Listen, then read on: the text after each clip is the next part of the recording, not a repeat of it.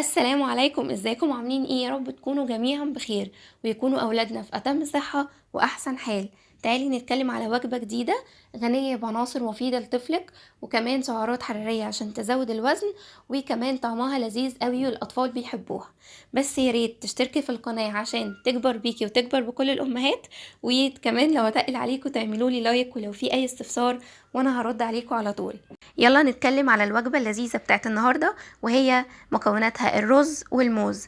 الرز والموز كويسين قوي لطفلك، هتكلم عليها كوجبة بتمد ايه لجسمه، ولكن هقولك ان الرز لوحده بيدي جسم طفلك نشويات وسعرات حرارية بتزود الوزن، فبالتالي بتديله طاقة كمان عشان ينمو بشكل كويس ويتحرك ويلعب بدون ما يتعب.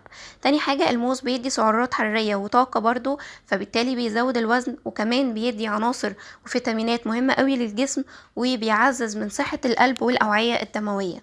طيب احنا كده اتكلمنا على صنفين وكمان هم فوائدهم ايه. تعالوا نتكلم على وجبة أساسية وهي الموز بالرز، هتفيد ايه لطفلي. أول حاجة معانا في الوجبة وهي ان هي تنظم لي النوم بشكل كويس وبتساعدني على نوم الطفل. ليه؟ لان هي فيها حاجتين، الموز بيساعد على النوم، وكمان وجبة مشبعة. بتخلي الطفل وهو نايم بيفضل وقت نايم كويس وهو حاسس ان هو شبعان مش جعان، فبالتالي مش هيقوم كل شوية جعان. تاني حاجة ان هي بتقويلي وبترفعلي من مناعة طفلي، لان هي بتحتوي على فيتامينات زي ب مركب وحديد وزنك وبوتاسيوم، فبالتالي مناعة طفلك هتزيد مع الوجبة دي. تالت حاجة ان هي غنية بالحديد. الحديد عارفين ان هو مهم قوي للاطفال وكمان للكبار. ليه؟ لان الحديد بيحسن لي من فقر الدم وبيرفع لي من الانيميا. طيب رابع حاجة، الوجبة غنية جدا بالالياف الطبيعية اللي بالتالي بتساعد معايا عسر الهضم وبتسهل لي عسر الهضم.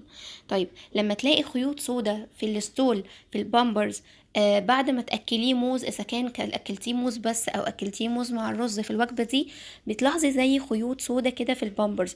ما تقلقيش منها، دي بتكون الالياف بتاعه الموز، ومع الهضم ومع الوقت في المعده بتسود، فده شيء طبيعي خالص، ما تقلقيش منه.